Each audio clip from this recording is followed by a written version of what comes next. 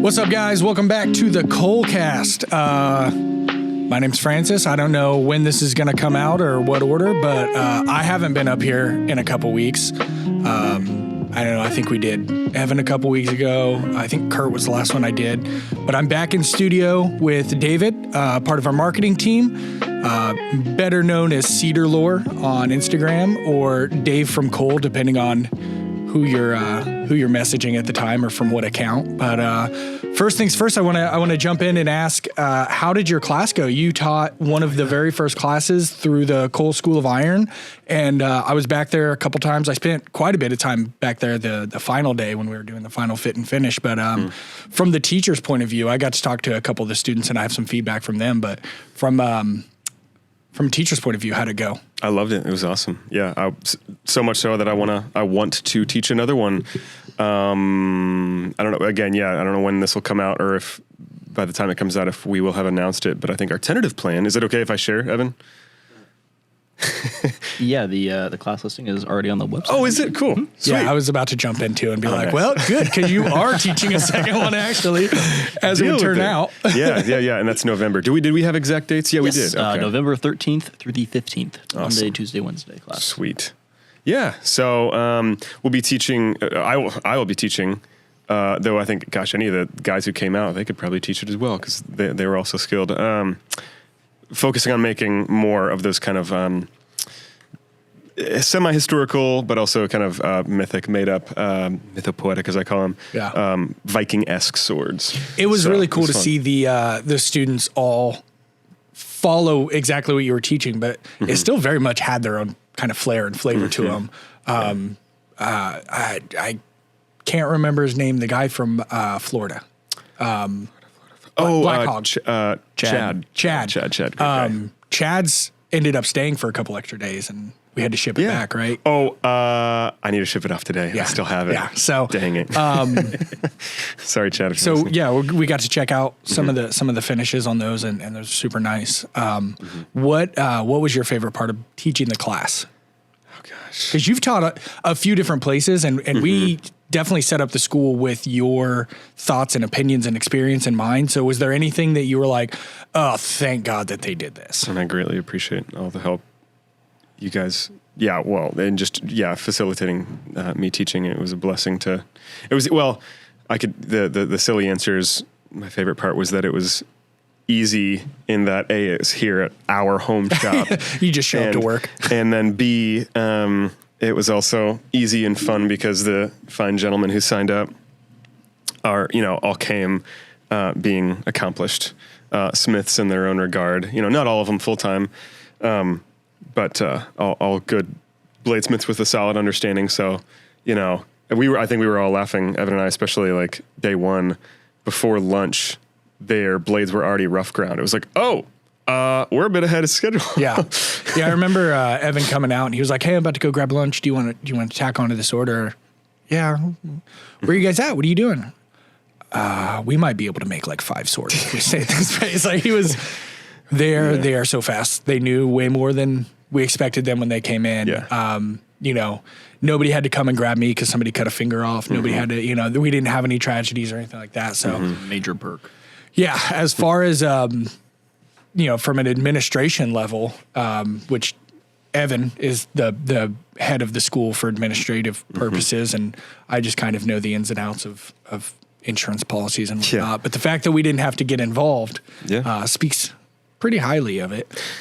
Yeah, and I think we have the class listed, had that last class, and then I'm sure we've just duplicated it for the one coming up in November as, what's the wording we used, Evan? That the students should have some knowledge, like advanced knowledge, right? Yeah, it's an advanced level class. Yeah, maybe you guys will get mad at me for saying this, but like I think that even a somewhat newbie-ish person could join, and Evan's like, don't say that, David. No, but like I guess with the comfort and the ease of it being our shop, and I like the 4 students, though. If there was enough interest, I probably could do a 5th, though. I think the only limitation with having a 5th student is enough grinders set up properly, which is maybe something else we could do. I've taught upwards of 10 people at a time at other schools for like axe forging and knife making. The class I just taught here was my second time teaching a swordsmithing class. The first time was at Kilroy's workshop in Colorado Springs, which is an awesome school. And truth be told, I would love to teach there again. It was a long trek, but they're generous. Worth it.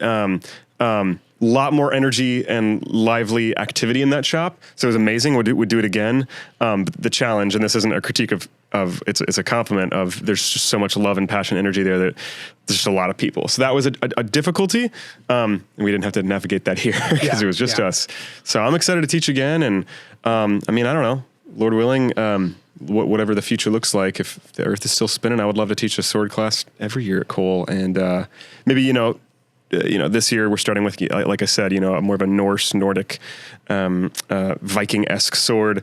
But maybe every year I could do a different style of sword that's simple and approachable, but still advanced and fully functional and real. So cool. Yeah, it was a blast. As far as the advanced thing goes, I would just highly encourage you to apply. Yeah. There's an application on the class website. We'll let you know if you get in or not.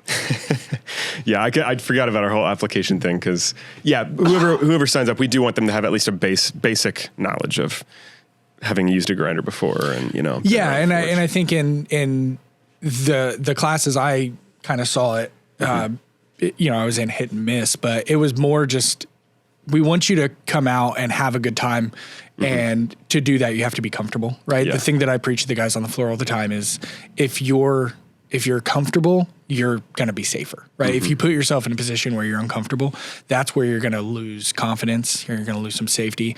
And not only in a class like that, you're not just going to lose safety, but you're going to get diminished returns on your product if you're uncomfortable with the situation. So if you come into it and you're just not adept and you don't have the machine time, it's going to be hard to catch up. We're not teaching you how to use a grinder. We're teaching you how to use it for this one specific application, right?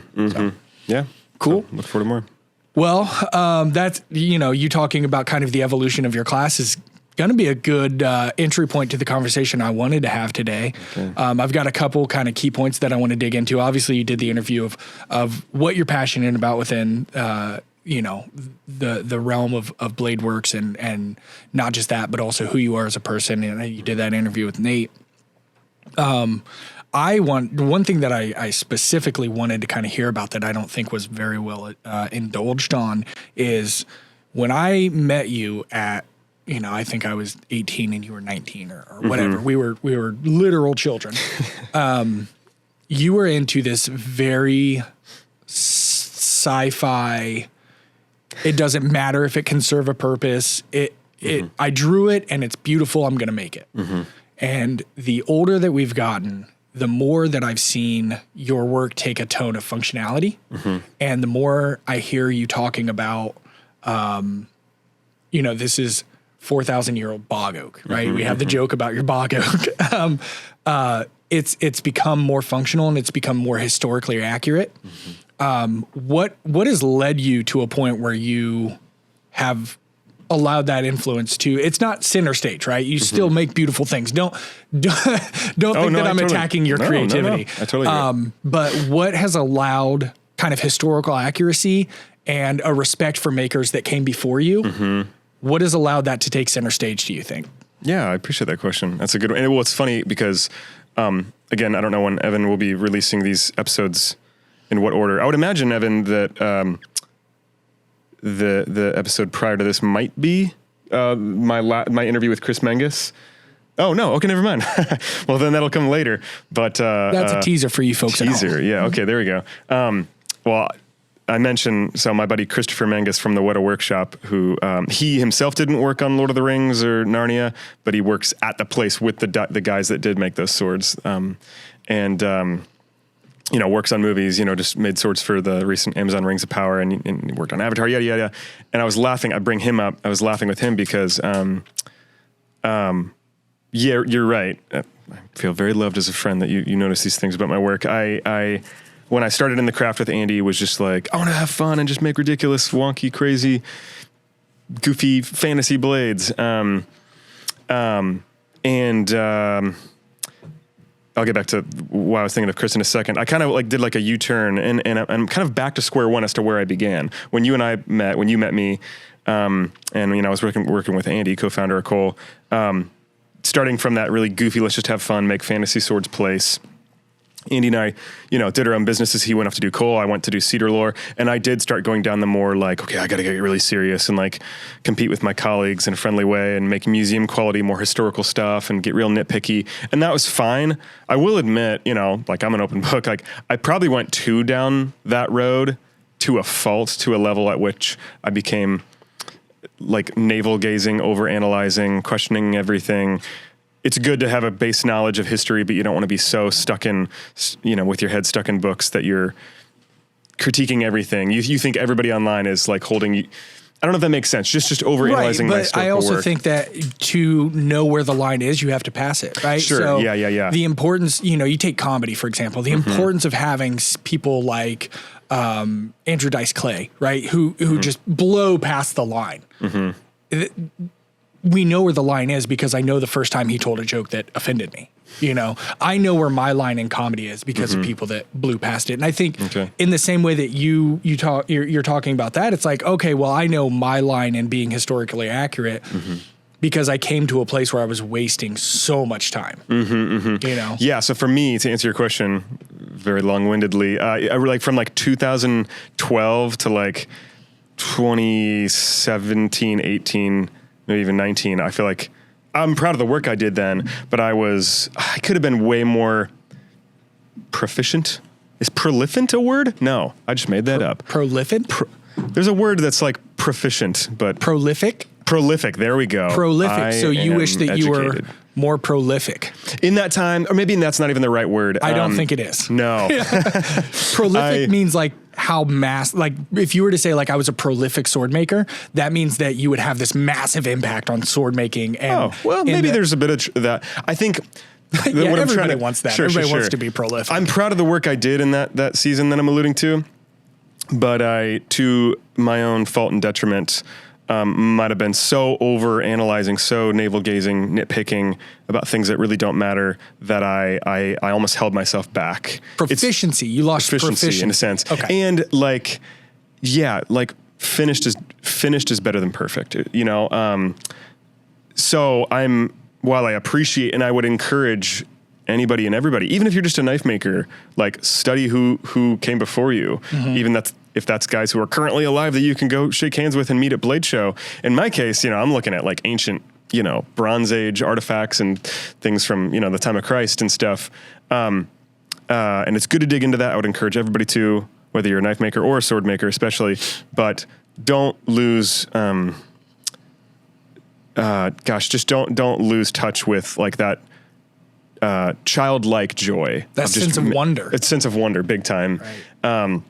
And I think I'm coming back to that. What's really funny, and what I was trying to get to earlier with bringing up Chris, is we were laughing sitting here because his job is working on crazy, goofy, not goofy, you know what I mean? They're just like crazy, wild sci-fi movies. Yeah. And then on top of that, and he is an incredible swordsmith.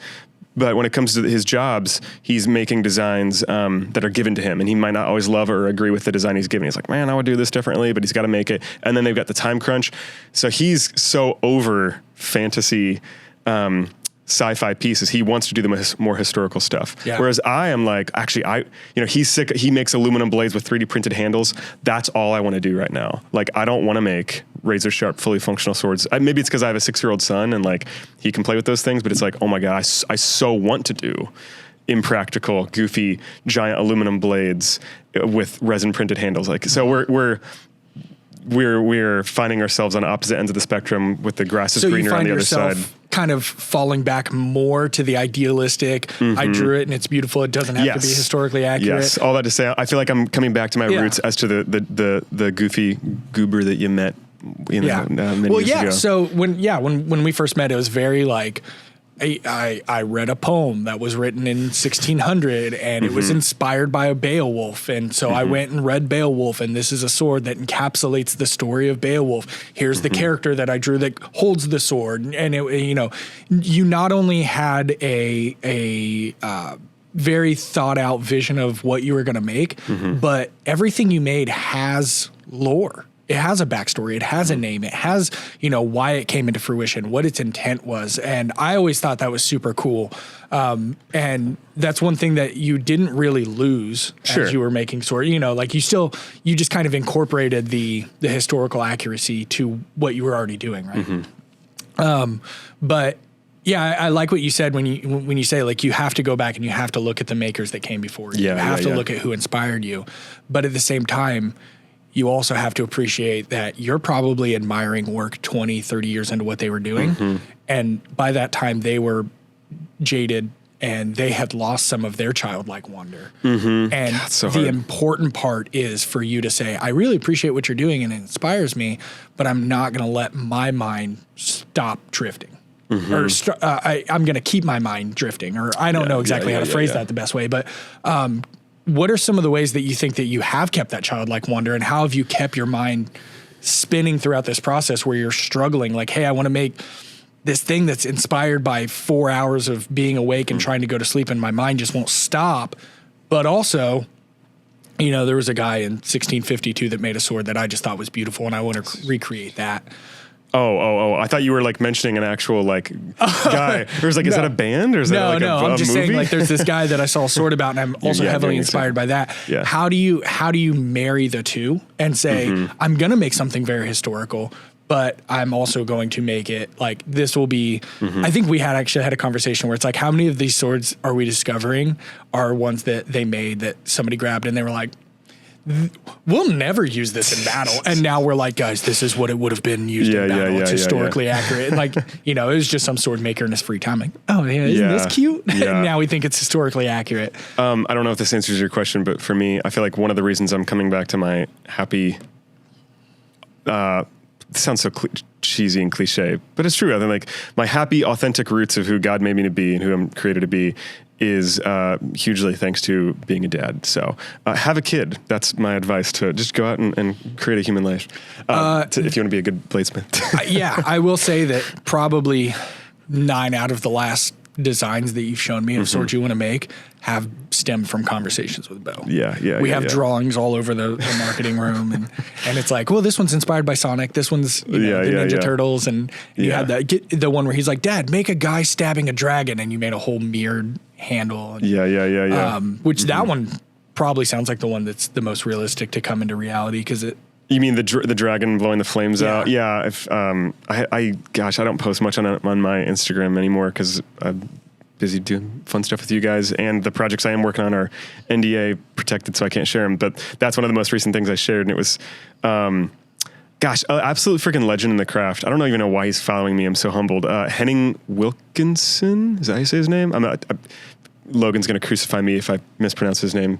Henning is incredible. I think he's in South Africa. Correct me if I'm wrong. Yeah. And he like followed me and then left a really sweet comment on there. And he's like, dude, I want to like assist you any way I can on this. And it's just like, people in the comments were literally like, dude, if you make a Kickstarter, I will like throw money at you and I don't want anything in return other than you just making this with your son. Yeah. And it's like, gosh, that gives me so much life, and I'm so grateful for that, and I just don't take that for granted. So yeah, I am refinding the joy of the craft in fun stuff like this, where it's like, I don't care anymore. Like, I don't care. Like, of course, if I'm going to take the time to make a sword, I'm going to make it, quote, functional. It's going to be heat treated. It's going to be sharp. Does it need to be? Absolutely not. But I'm going to, and yeah, Henning's work is a next level. Yeah. I'd love to learn I feel like there's a difference between, when you say it's going to be fully heat treated, it's going to be functional, right? There's a difference between you making a sword, taking your time, even if it's a quick sword for you is 6 months. Let's be honest.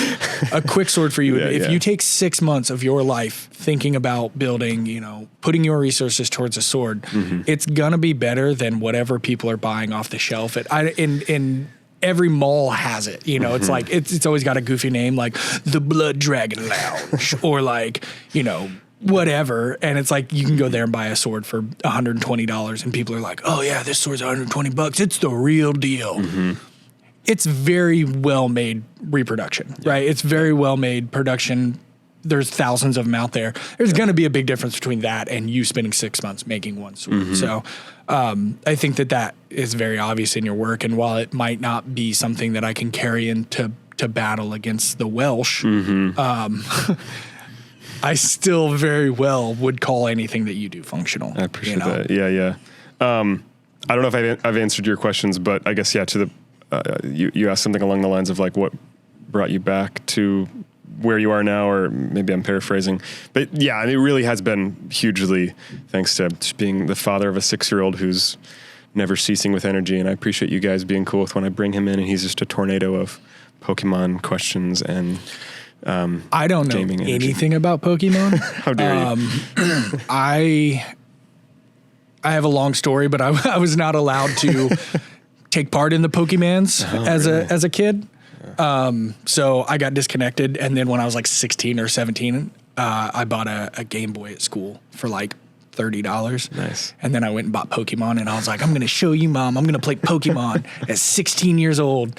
And, at that point, you can't be 16 and get into Pokemon. That's something that you just have. It's like Harry Potter, right? You can't get into Harry Potter as a 25-year-old.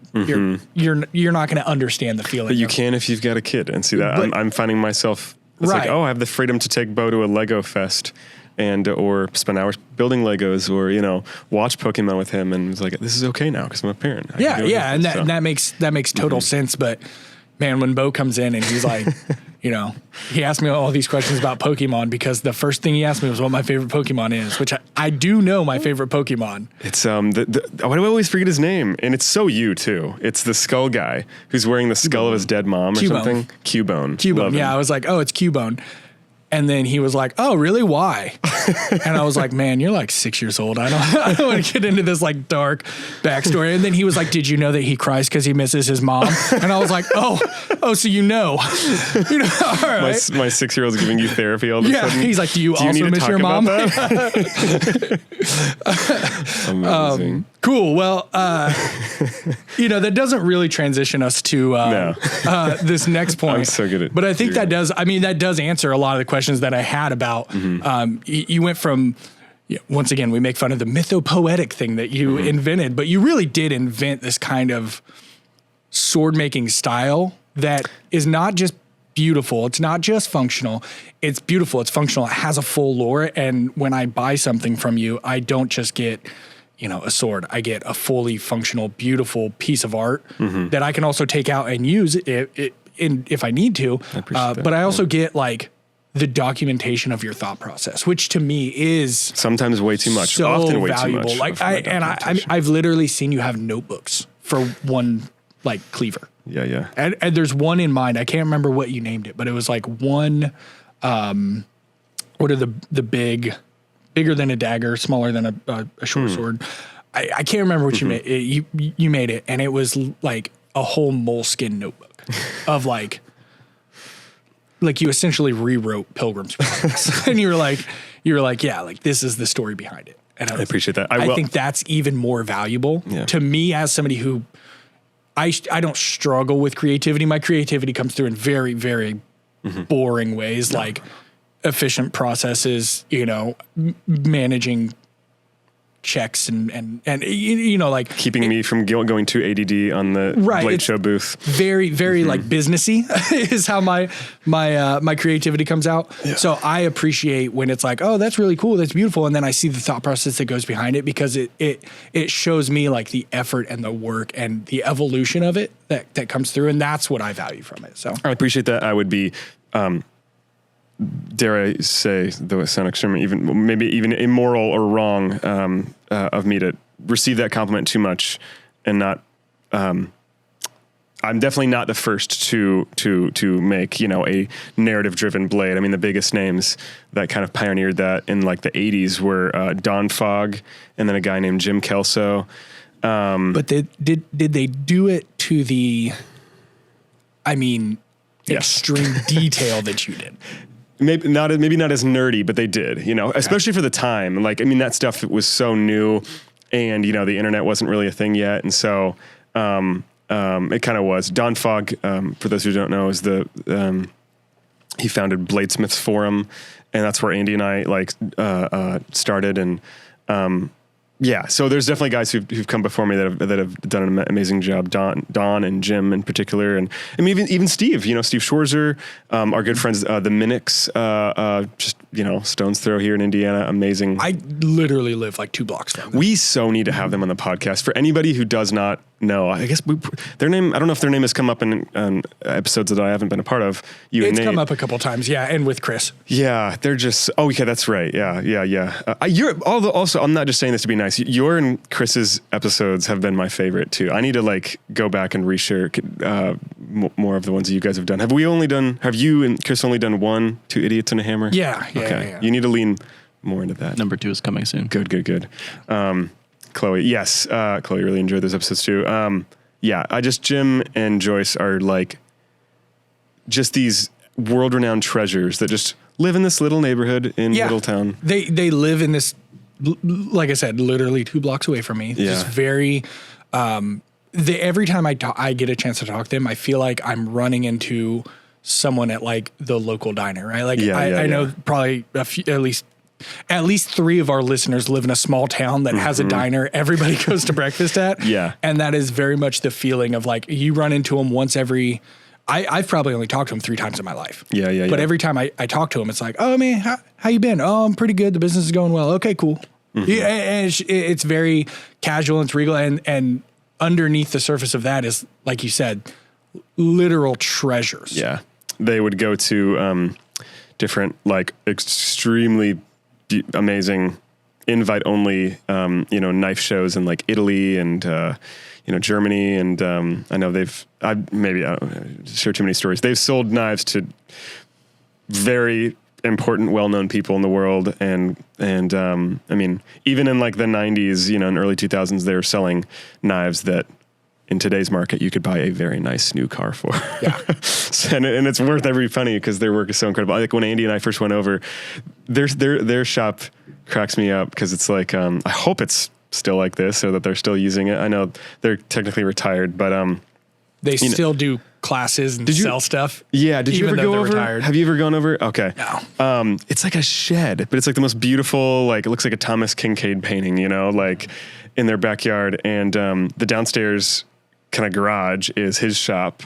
He doesn't have any kind of forge or anything, but he's got, a little electric kiln to heat treat in and like, grinders. You could eat off the floor. It's that clean. And then you go upstairs to her studio, to Joyce's studio, and there's a waterfall in the corner. There's Enya music playing. It's like, am I in a spa? I feel so relaxed right now. And it's just beautiful and immaculate. And she had a lot of engraving and gemstone cutting stuff. Just amazing people, but I'm rambling, praising them because they also kind of did that narrative driven work.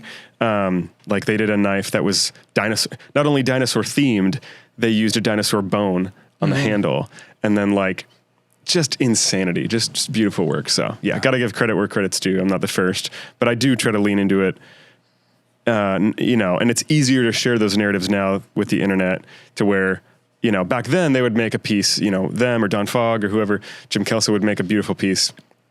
And then it's really only the buyer who's going to get to enjoy that backstory. Now, today, I can hopefully, it's not just the buyer of the sword who's going to get to enjoy it, but people online, if I create enough content to invite people into the fun of it. They can have it as the background on their phone. There you go. Yeah. They can get involved in those. Yeah. Do you remember when you were a little kid, I would go to my friend's house because I didn't have the internet. I would go to my friends' houses and I would print off pictures that I thought were cool. And I would like tape them to the front of like my school books. Oh yeah. Or like in my locker, and now it's literally as easy as being like, oh, that's a really cool thing. That can be the background of my phone. Yeah. None of us do that. We all just use the typical iPhone, whatever came with it. Yeah. Background. I kind of miss that. Yeah. Of like printing cool stuff out or like saving things. And then you just had a folder of like cool pictures to look at every once in a while. Like forces you to slow down and appreciate beauty more in different ways. That is way deeper than I was thinking. I was just thinking like, oh man, I used to have I'd be going through a magazine and it's like, oh, that's an album I want to buy, right? So you cut out that page and remind yourself, I'm going to buy that album next time I go to the big city. I feel like you and I have talked about how it's really freaky that isn't it true you and I are like of the last generation of people who can remember not having the internet? Yeah, we had a whole conversation about how like I would say if you were born after probably 1995, you always had the internet. Yeah. Right? Like you grew up, it was just you had the internet. I didn't have the internet. My first experience with like having consistent, I always had the internet, I was 22 and it was when I lived in Carmel, Indiana. Growing up, the only way I had the internet is if you would go to the post office, they would have the free AOL discs. Yeah. We were not paying for the internet. You had to have the 50 free hour try-in. So somewhere out there are probably hundreds of logins with my dad's information on it that are just like, different email addresses, different configurations of his name. Yeah. But yeah, we are probably the last generation to truly understand what it's like. When I get home from work, you can't email me. If you call me, if I'm at dinner with my family somewhere else, you're gonna have to leave a voicemail. I remember when my dad got a beeper. That was like huge. His business he didn't own the business, but his business decided that he was so important that he got a beeper, and he would get these beeps, and he would have to like, oh well, when I get home, I gotta call Tom or like whatever. I remember my dad having a car phone for a little while, but him coming home and, him and my mom got cell phones. And I still remember exactly what they look like. They got cell phones and they were like, if you ever need anything, you can call us, but it's very expensive. So don't do it unless it's an emergency. And then, it was right before I moved. So I was probably 12 or 13. And then from that moment on, it was like, okay, well, the next year it was like, now we have unlimited calling. You can call me whenever you want. And then the next year was like, well, now it's unlimited texting. And since you got your driver's license, you have to get a cell phone too. And I'm thinking, oh God, it's so expensive. This is going to be insane. And it was like $60 a month. Very doable. So it's like the explosion of technology we lived through. Yeah. Whereas you have producer Evan over here who grew up. Lad. Evan, did you know that Netflix used to mail you DVDs? Yeah. Okay. We had dial-up when I was 10. That was my first exposure to the internet. Okay. Yeah. But yeah, we did the Netflix mail-ins. Okay. Good stuff. Do you remember Family Video or Blockbuster? Yeah. Okay. It's the only way to get movies before Netflix. Okay. He's kind of like a young millennial. Yeah. I'm in the range. He's an old soul. Yeah. An old soul. Small town. That actually is a perfect segue, though, into what I really wanted to talk about today. See, I was about to derail because I have things I want to ask you about. But maybe we can squeeze that in. Yeah, maybe we can do that. Maybe we can cut this into a two-parter. But that leads me perfectly into we have, especially in what we do, we have all of this respect and we see things as learning opportunities from the generations before us and from history. And yet we still live in this modern world. And we're trying to do things that are seemingly the old age, and we're trying to bring them with us and give people and show them the value of continuing the legacy and the heritage of what we're doing. And then the hot button issue over the past 2 months has been specifically AI and how it impacts creativity in these creative spaces. You talk about tattoo artists, right? A lot of tattoo artists at first were like, if you draw your designs on a tablet, you're not a real tattooer. And then it's like, well, okay, they probably said the same thing when they invented stencils for tattooing. So I think at any given point when there's a major update, you have the group of people who are like, yeah, this is going to help me. This is going to be supportive of me. And you also have the group of people that are like, this is an absolute detriment to me because I refuse to adapt to it and grow with it. I specifically see AI as dangerous. Same. Because of this is the first time that it's like, oh man, this is literally doing people's jobs. Yeah. This isn't making people's jobs easier. This is literally, I can get on an AI service right now, Chat GPI or whatever it's called, and type in advertising, Coal Ironworks, new full width combo dies. And it'll pop something out that is intelligible, right? It's not just like, we joke about the Will Smith eating spaghetti, but like I can type something in it and have a full marketing plan done by, and in fact, we utilize it for our advantage, right? Mm-hmm. So, there's times where we'll go in and we'll prompt it for segments or, whatever, or advertising ideas. Mm-hmm. I want to hear from somebody who has done a really good job of adapting and using it to your advantage for a good while of time, but somebody who is also very independently creative and takes a lot of pride in what they do from their creative side. What do you see as some of the benefits of AI? We'll start with benefits. What do you see as some of the benefits of AI? I'm going to pause for 10 seconds and watch. Oh, no. Oh, did they actually add eating sounds? That was the AI, yeah. No. Phil, come try Burn this. it all down. Evil and demonic. No, I'm so sorry to Fresh people listening. pasta of Bel Air. To whoever's listening and not watching. Well, I mean, they're That's spared. They're spared. Horrifying right now. Yeah, they're spared the horror, but they had to hear whoever added eating sounds, which that person needs to be federally. There's not a prosecuted. person. It's artificial intelligence. Do you think even the AI was creating the eating sound? Yeah. You can tell because it's choppy.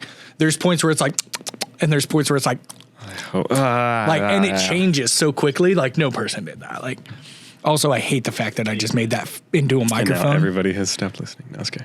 What? Nate might have made those noises. Oh yeah. Oh, yeah. Yeah. We've got- For sure. We've got so many up close. For anybody who's clearing his throat before a podcast. Yes.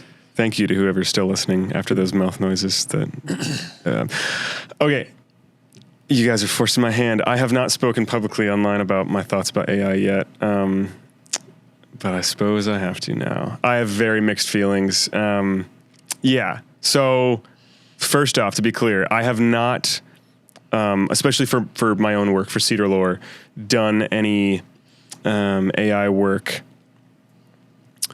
and posted it and claimed ownership of it as Cedar Lore. Right. The two places I have used AI, in my mind, I think were for very silly, innocent, wholesome purposes. Ironically, today was time too, and it was just a quick. I just wanted something to post to add really the content is the caption, not the post itself. Yeah. So I made some variations. We did the Christmas post, right? That was the first one. That was really it was creepy, but it was also kind of cool.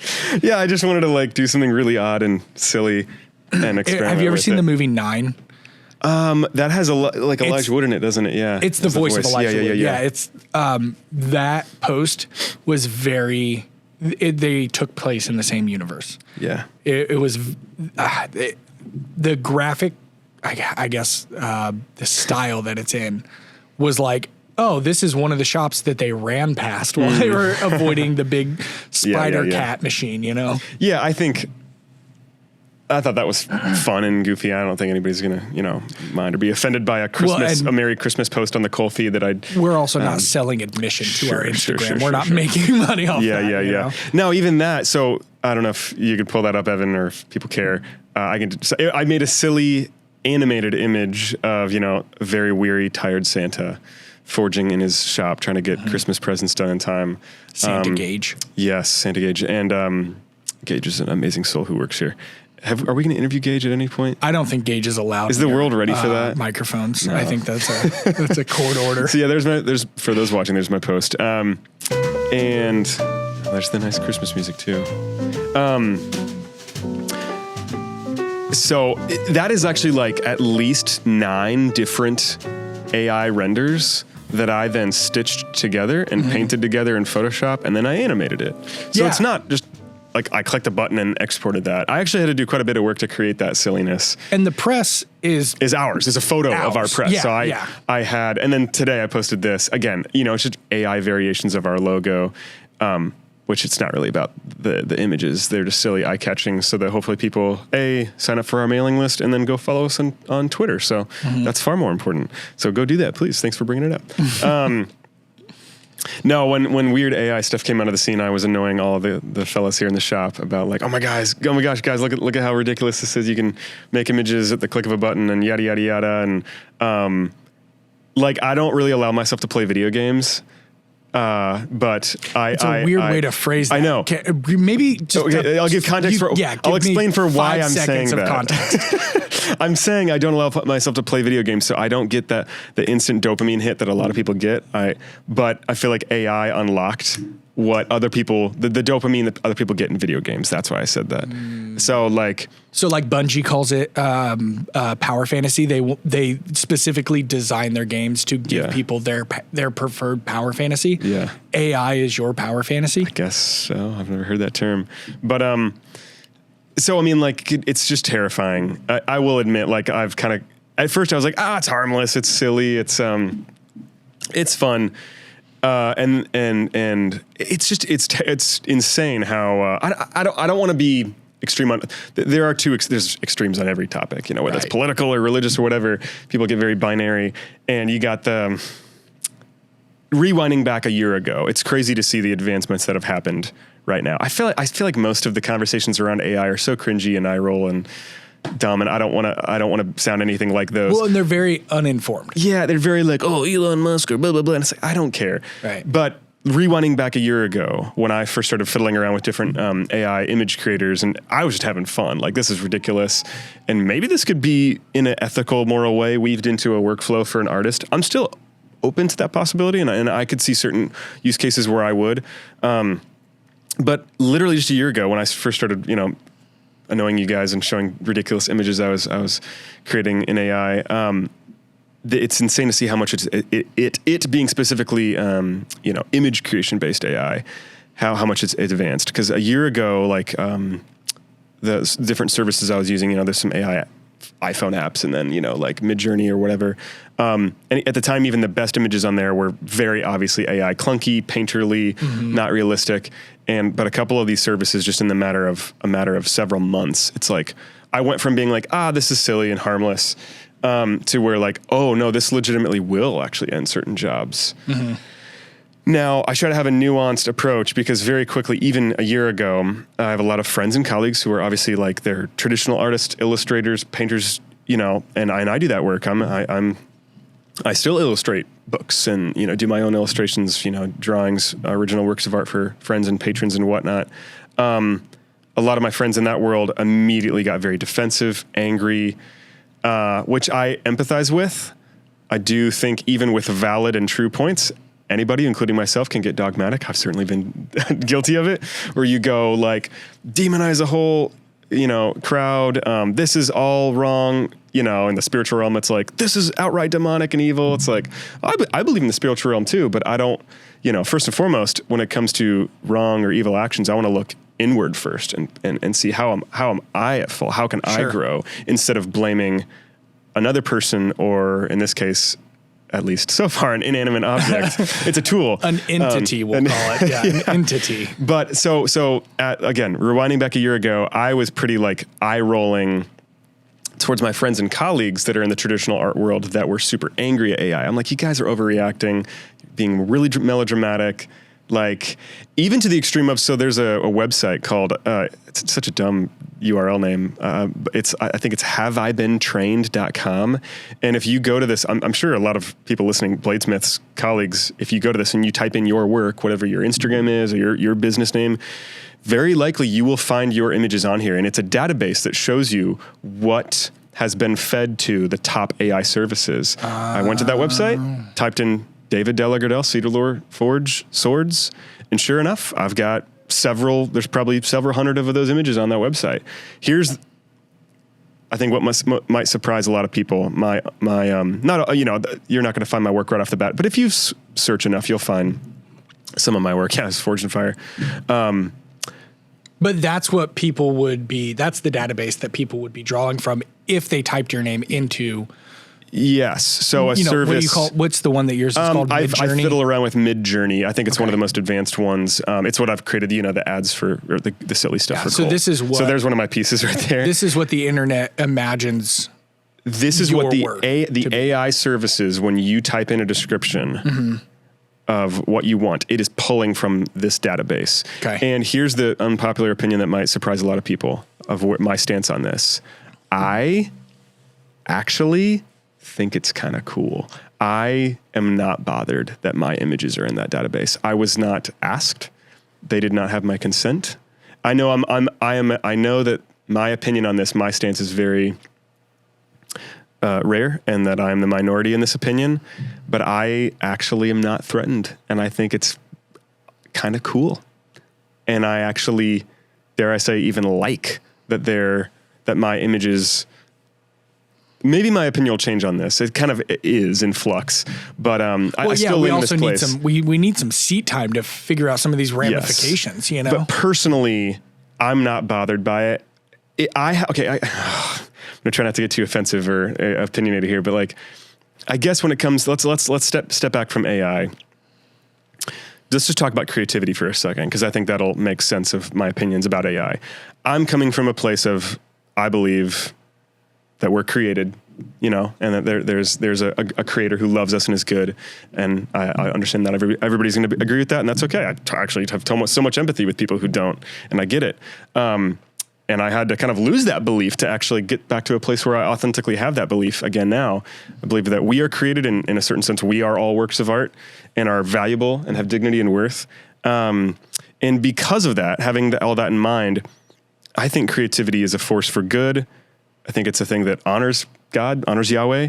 And I think that it is an abundant, if not infinite, force, creativity. Right. And there's no end. There's no to scarcity. the river. Yeah.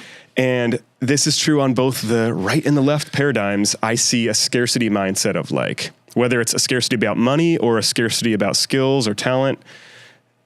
Sure, in certain instances, yes, there is scarcity of certain resources. I actually don't think creativity is one of them. Mm-hmm. And with that in mind, I have an abundance mindset with creativity to where, again, we're not talking about AI yet. There are different companies, probably poor individuals online, you know, overseas. If you go on Etsy and type in my work, you will find knockoffs of my blades. I do not care. If any, when Andy and I first started in the craft and we were kids and we were getting emails from, you know, manufacturers in China, which I don't know why they would email us and tell us that they're stealing their designs. I think we got an email once from some manufacturer in China informing us, and they were like, if you want to buy these from us, you can, but we're just informing you that we're taking your designs. And we got all like, huffing and puffing and angry. Now it's like, my first response to that is, well, a little bit of pity for them, but more it's like love and compassion. I think that people who are stealing designs are falling short of what they're created to do, and that is bring themselves truly and create something. I don't think there's anything truly original under the sun, like the good book says, but you can bring yourself and bring a fresh spin to it. So I'm not offended or angered if somebody wants to rip off or knock off one of my designs. I feel love, compassion, a little bit of pity, because I think they're selling themselves short, and I wish them well. Obviously, you know, if it comes to like a big entity ripping me off, and I'm not saying I would always take it in the same way. I mean, gosh, I've heard stories of like Disney, for example, ripping off like an individual artist, like big no. I guess, I don't know if what I'm saying is making sense. I want to emphasize that I want to always, to the best of my abilities, have an abundance mindset that's not threatened by anybody else. So I think I am able to translate because I've known you so long. Yeah. So let me see if I can boil it down and see if I can kind of, I think what you're saying is that the benefits of AI are that they lead to more creativity. Yes. Inspirational. I'm emphasizing the positive, but I need to circle back to where I am now, where I do see the dangers. Well, that was, So my initial question was, what are the benefits, right? And I think we've boiled down all of that to the benefits are, this is just another tool we can use to be creative. Yeah, and with the abundance mindset that I want to have, and I would encourage other creatives to have, of don't have this like ego-driven competitiveness of like, oh, this guy or this company, I got to do one up them. Easier said than done. It's good to have an abundance mindset. However, I have grown in my empathy for, yes, this will put people out of business. Right. This will change the world. It is changing the world. Already has. Already has. I want to be an optimist, but I don't want to be so I almost think I think you'd agree with me on this. It's good to be an optimist. It's good to be hopeful. It's good to believe that good wins over evil. But there is a type of naive, almost toxic positivity that just like oversimplifies and plasters quote positivity on things. And I don't want to be that. What's the old adage? You always plan to go for the parade, but you bring an umbrella. Never heard that, but it sounds great. Something like that. Yeah. You plan for the best, or assume the best, plan for the worst. It's kind of one of those things where it's like, yes, I agree. That's how I view AI, right? Mm-hmm. Is this gives me kind of the ability, and I've not even touched it. I don't know why I said this gives me. This could give me the ability to type something in that like, oh, I want to make, this thing. Let me get some inspiration. Yeah. I definitely see that as the benefit. And for now,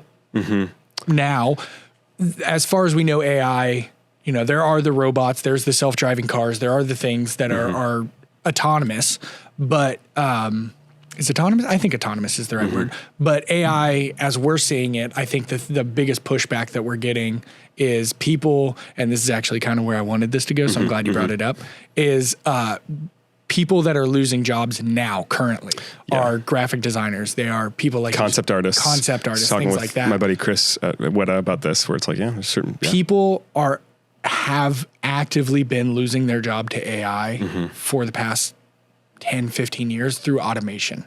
Yes. Right. And some of that is like, oh, thank God, because that was a very dangerous job. Sure. Thank God we've automated that. So some of the fallbacks that we've seen from, these robots, self-driving cars and all this stuff. And I'm not an expert on that stuff, but neither somewhat am I. Related. Yeah. Yeah. That's my question was going to be, do you see the opportunities? Because I think, I wanted to ask you what the benefits were, because we can sit for an hour and talk about what some of the evils are that are coming out of AI. But how would you line up some of the things that we already know happen we'll politely call them opportunities within it. And now it's getting into the creative realm where it used to be somebody had to program that computer on how to think. And now the computer's presenting its own thoughts and has its own database on how to think. How do you think that is going to make its way into, the creative space, the maker realm over the next few years? And what impact do you see it having? A lot of thoughts. That was a very well worded question, so thank you. And I was belaboring the point, but I guess I was trying to say when I first started fiddling with and thinking about realizing the existence of AI image creation in the realm of art, I was very like, oh, this is fun. Let's just use it. Don't be a whiny victim mentality. Stop being doom and gloom Luddites guys. To actually, I have some sympathy and empathy, because again, within the span of a few months, it went from that's clearly AI to oh my gosh, some of these images will actually fool you. They look it's terrifying. Like photographs. Yeah. And, like real life photographs, not just oh, this is a cool logo. Somebody probably took the time to draw it, but that's a human being walking down the street and it's completely AI. Yeah. And so I have had to be all right, David, be a little bit more compassionate, empathize with those who are freaking out. You don't want to over freak out and demonize all of it, because I think there is an ethical way to, as a species, if I dare say that, and talk that broadly and epically. So we can approach this in a moral, ethical way. At least I'm just focusing on the realm of art. When it comes to implications of broader business, and I don't know all that, but I'm just focusing on art and creativity, which I think is a huge part of humanity and us retaining beauty. So again, I'm trying to be an optimist. I don't mind that AI is taking reference from me. What's funny is if you go on something like Midjourney and you type in a broadsword in the style of Cedar Loreforge, David Delegardelle, and maybe put in a few other artists who, colleagues and friends of mine, it will give you turd of it. It will look nothing like my work. Even if it did look like my work, I would still not be threatened and not have that victim mentality, angry at AI, because I want to have maybe this is a hopeful, a naive level of hopefulness on my part, but I believe the human spirit is more powerful than even the best AI. And I think that'll stay true. However, where instead of a U-turn I've taken on this, I think I've taken more of an S-turn in terms of my, fun love of AI versus my caution. I think I have a more healthy, balanced nuance now, especially on the topic of I think there is wise, ethical ways for artists to use it. For me, for example, here's where I personally draw the line. If you follow me on Cedar Lore, I guess I didn't credit AI when I did the Cole post, but there were silly things. When it comes to an artist if I'm ever going to use AI, I'm never going to just create an AI image on Midjourney and plop it on social media and post it as is and claim that it's mine. Well, okay, so I see what you're saying, because Coal Ironworks doesn't sell creativity. We sell a machine that allows you to be more creativity. Yeah. We want to inspire you with, showing different people's works, what they're out in their forge doing. We don't specifically sell that form of creativity. But if you as Cedar Lore were to plop AI out, it would they would be like, oh, like, he did this. How many times have you ever heard of somebody posting their new logo? Like, say Nike, right? Nike puts out a new logo and then it says designed by graphic designer, Joe Smith. That doesn't happen, right? So I think in an instance like that, where we make a silly Christmas post, we don't need to put, hey guys, just so you know, this graphic was AI. Yeah, I don't think if you were to put it out and say, hey, I have a new sword coming out, here's the lore behind it, and 5 of the pictures are AI generated, that's where it becomes, deceitful. A little bit, yeah. And well, when Midjourney was, like, last year was still new, I was seeing artists on Instagram posting stuff and claiming that it was a painting and fooling people and not giving any credit to AI. That's where I'm like, okay, come on. Like, and within the span of a few months, once people woke up to Midjourney existing and could catch the notes of it, they were getting called out. That's silly. But personally, and I'm sure I'll also offend, the term crediting AI makes me feel so many things. I know. Yeah. And I have grown in my empathy to the artists who are more angry and threatened by it. And they don't, unlike me, where I'm okay with AI learning from my images, because maybe this is cocky on my part or prideful, arrogant, but I don't think AI can compete with my creativity. And that's not me like patting myself on the back. I think what I'm really trying to say is I give greater credence to just the human soul, and I don't take credit for my creativity. I think, I believe I'm created by a greater creator, and it's something I've been stewarded with. I don't take pride in it. I'm entrusted with it to use it for a good purpose. And if other people want to, again, AI aside, I've had buddies not rip me off, but like maybe take so much credit where I'm like, dude, I'm so flattered that you love my work that much, but I've had to encourage them, like, go back to history and don't just be inspired by me or my buddy, my colleague. Which is really funny. Yeah, I have seen you turn down credit. Like, I might have inspired that sort of, but like, or you might have asked me how to do this. Don't put my name on it, man. I didn't have a big part of that. Sure. But the funny thing is you do that for other people. I have spent a total of maybe 20 minutes with you building certain projects that you've had going on, and you will refer to it as our sword. And it's like, what? Yeah, our sword. You helped me. You helped me. And like, so where you're like, hey man, don't credit me. I might have inspired you. I might have helped you with it, but that, I don't need any of that. You do the exact same thing. You refer to things as our sword, our knife, our axe, the thing that we did together. And it's like, dude, all I did was like, I sprayed the WD-40 on the anvil. Like, I love collaborative work. And so maybe I'm a hopeful, naive, overly optimistic to a dangerous level about AI, but I try to approach it from that mindset. But belaboring the point, what I want to get to is, yes, I have come to the point at which I have more empathy for those who are freaked out and a little bit more worried, because they do have some valid points, especially on the topic of, look, if you're an adult, live your life. I think God gives us freedom. But when it comes to kids, I'm really terrified. And without getting too graphic, especially when it comes to like AI creating inappropriate stuff, horrifies me as a parent. Stuff that's like literally going to cause brain damage, whether it's violent or sexual in nature. Like, that's all I need to say. I don't need to go into details. We can all imagine. We can stop it there. That exists already, and it's so upsetting and terrifying as a parent. Because the world was crazy enough for us to navigate and try to keep some semblance of mental health as kids in the 90s. It's like, AI is really freaky in that regard. So do you think the pendulum tends to swing in civilizations, right? Yes. Do you see AI advancing? We've already seen this kind of resurgence of, homesteading is the true rebellion. We grow our own food and I haven't had a haircut in 5 years. That's rebellion. I don't wear shoes anymore. That's rebellion. It's no longer about graffiti and flipping off the police and doing all this crazy, I saw a statistic that like teenage drug use and pregnancy is down. You know, in America, maybe it was a section. I don't know. This is something I probably shouldn't quote because I can't remember the source. But the rebellion is coming in forms of people getting off the grid. You know, leaving the big cities. Big cities are hemorrhaging people because the pendulum is swinging. And I think that's because when you start getting a society that is in the middle and you move towards one way, we got uber conservative at one point. Now we're moving, you know, kind of towards the left. Maybe we're very far left. Maybe we're only a little bit left right now. But that pendulum is starting to swing back and you notice it. So do you think that AI is going to advance that where people do exactly what you said and say, oh man, this is untouchable. I don't want any part of this. Yeah. You kind of read my mind in a lot of ways. Again, maybe this is me being naively optimistic, but for example, to give context, to step out of the realm of AI, let's look at our craft, bladesmithing, or just blacksmithing in general, has the invention of, you know, automated CNC machines, or like, you know, a great company like Cutco, for example, that makes, you know, decently quality knives at an affordable price. Has that put guys like me or Will Stelter or Jason Knight out of business?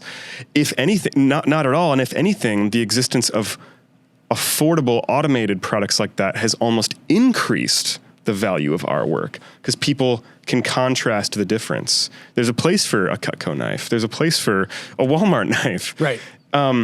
And that existing in a weird sense has increased the value of the handmade knife because it is kind of a luxury item. It is kind of unnecessary, but that handmade touch matters.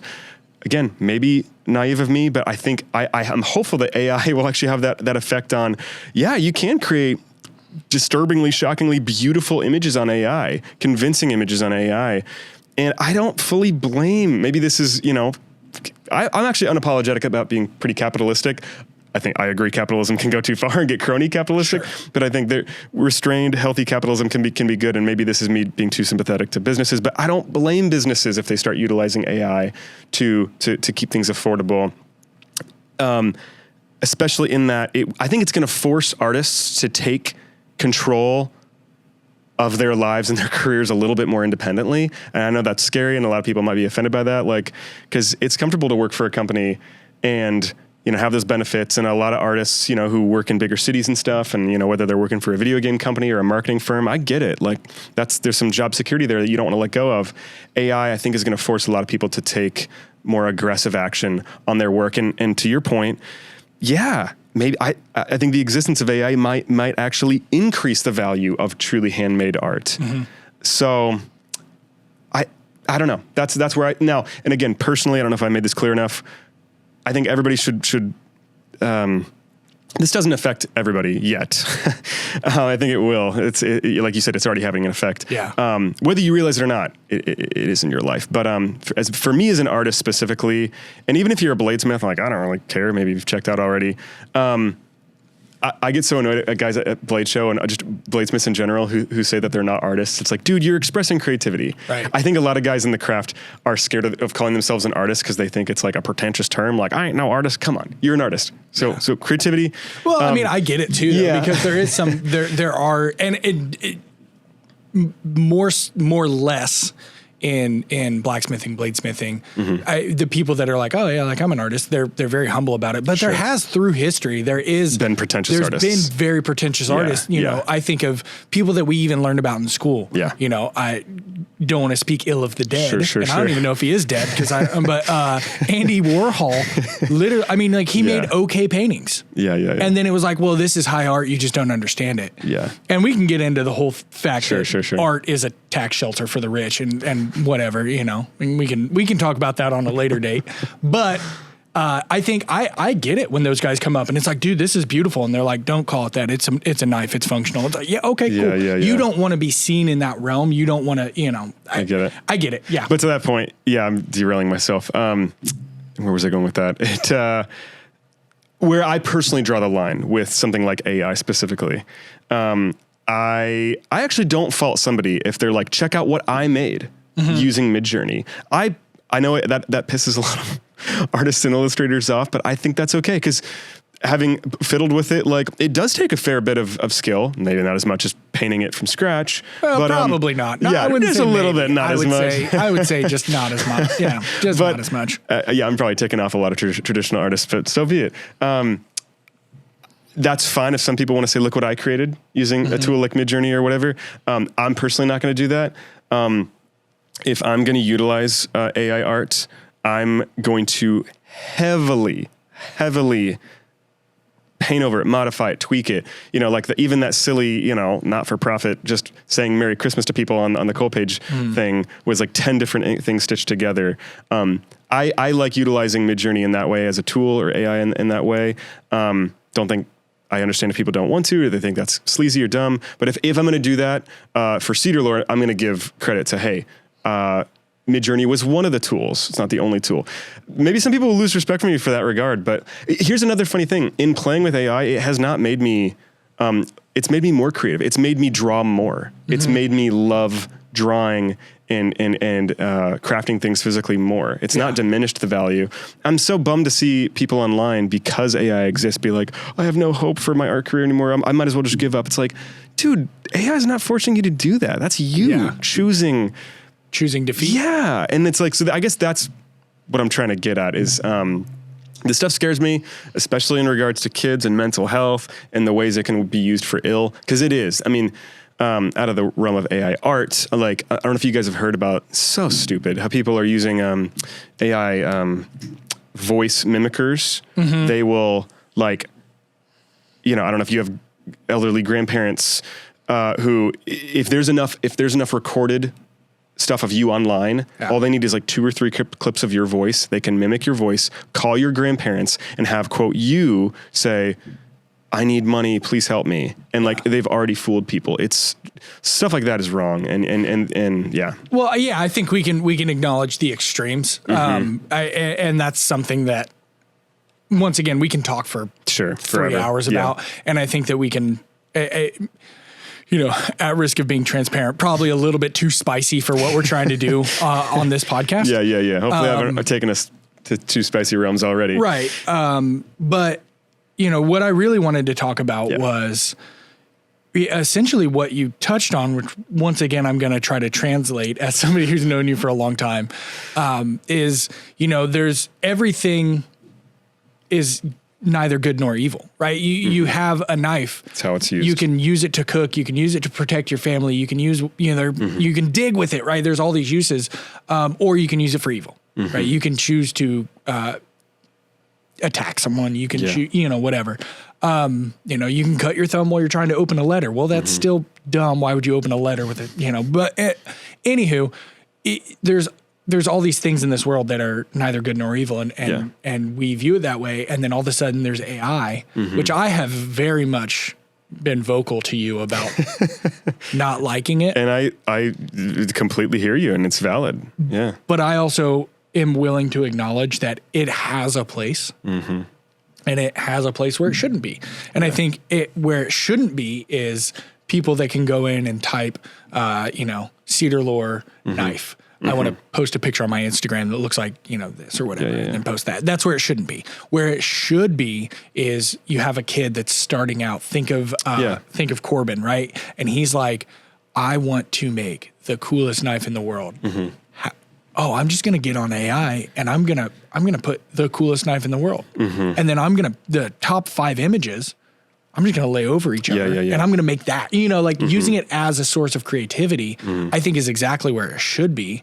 And it's up to us to, for lack of better words, use it ethically. Yes. Right? And I want to be clear. 2 points. One, I'm kind of joining you on your more curmudgeon, cautious, I don't like this side. Yeah, I went from having fun to being like, wait a second, I see the dangers. I'm never going to use it. But then, okay, good. But then B, when I say I'm an optimist and I'm hopeful and maybe, just trying to be self-aware, maybe I'm being naively optimistic. But when I say I'm not optimistic or hopeful about AI. I'm optimistic and hopeful about the human spirit. Humanity. Right. And that we've got a good creator who loves us and cares for us and even if he loves us, even if we don't love him back. And I think that plays a role in human society.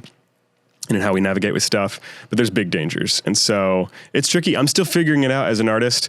What I don't want people is to now assume like, oh, David's played with AI and gone my feed and assume like how many of these things are AI? Because the answer is none. In 2 weeks, we could come back up here and something major could have shifted. Yeah. I will say after knowing you this long, it seems like every time we talk, your opinion has shifted on something. You are very, very open to correction. Yeah. You're very open to new information. And where you stand right now with AI could very much in 2 weeks be like, burn it down right now. Big time. You know, That so, Will Smith or it could be commercial. everything I do from now on is AI. No, I can tell you that won't happen.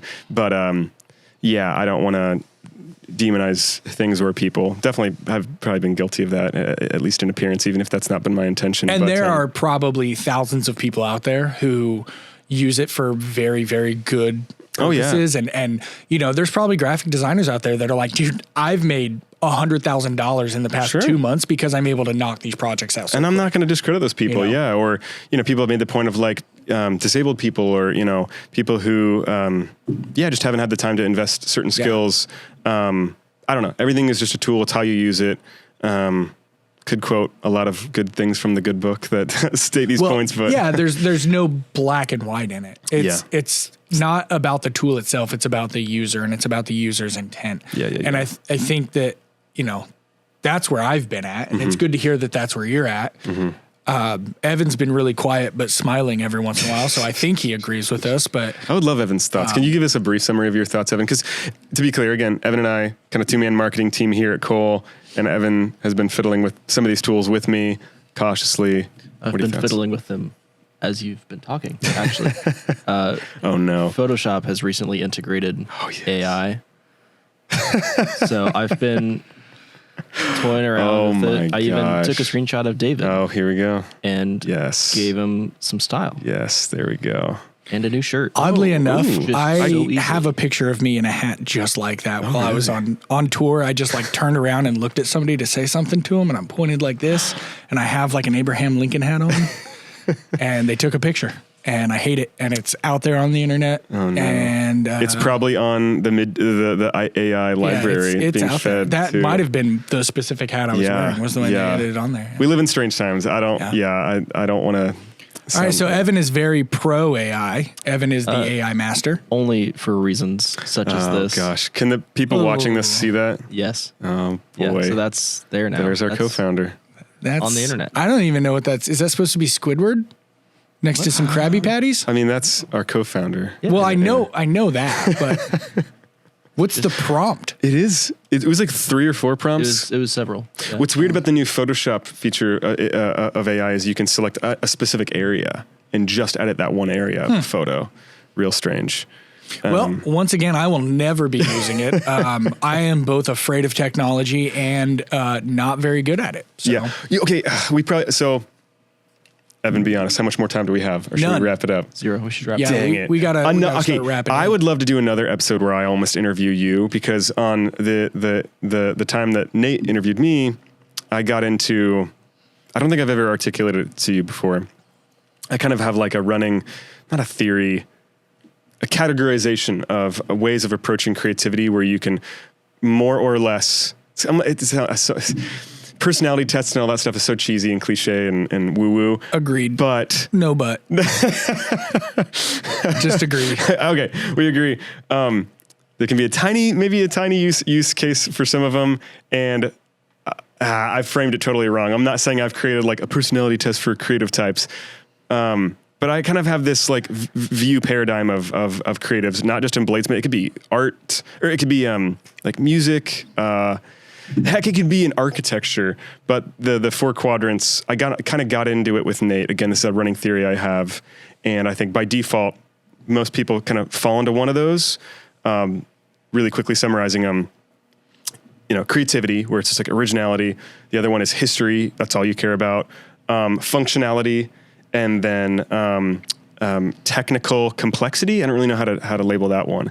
Nate was like, well, isn't that the same as functionality? But I was like, not really. Because some guys, like in knife making, for example, only care about how difficult it was to make. A knife is cool because it was hard to make. Yeah. And I am that's like, I don't care.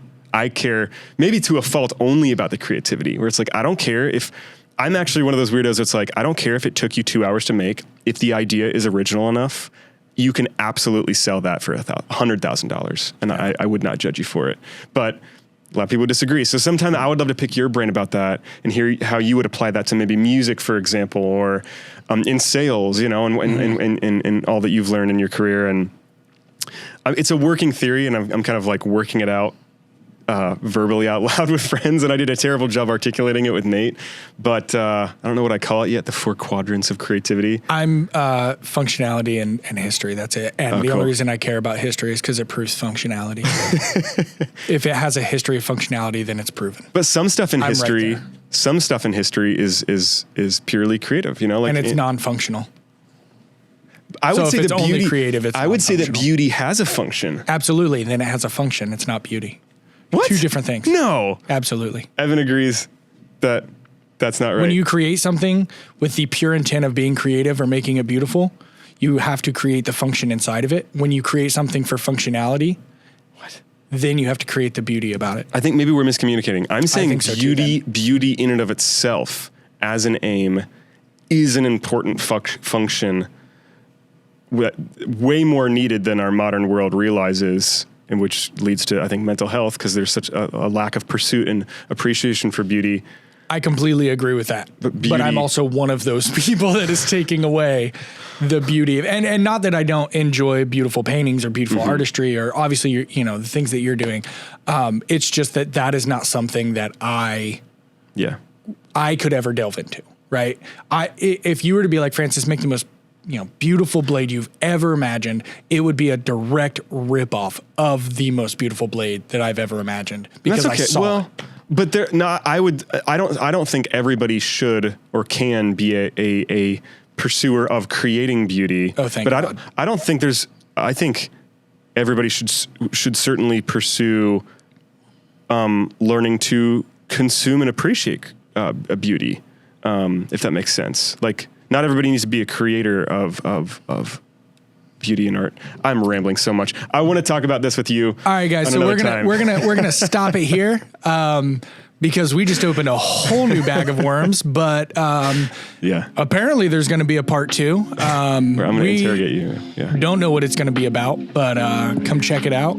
And thank you so much for sitting through this. Yeah. Love you guys. Peace. That was a stylish push away of the mic. Can I do that? Not as stylish.